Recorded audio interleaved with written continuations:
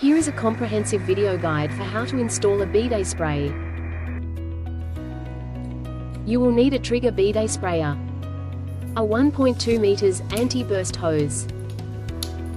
Make sure to unscrew the blue caps for the installation. A mounting kit, some plumber's tape and 2 screws if you opt to mount the bidet sprayer to the wall. T-adapter valve, mainly used for adjustable link toilets, or a standard mini cistern tap, or a single premium mini cistern tap, or a premium dual mini cistern tap if you only have one water outlet, which separates one outlet into 2. Place some plumber's tape onto the water outlet.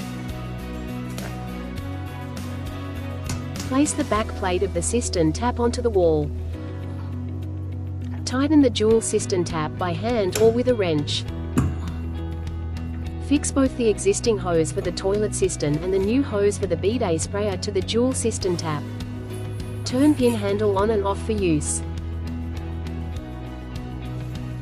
Now for the single cistern tap installation.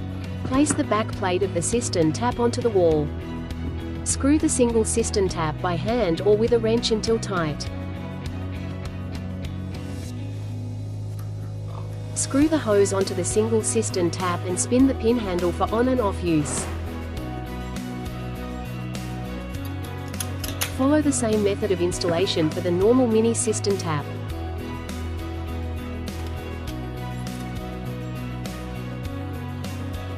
Finally, you can choose to mount the trigger spray to the wall using 2 nails, or hang the trigger spray holder onto the cistern. Finally, your installation is complete.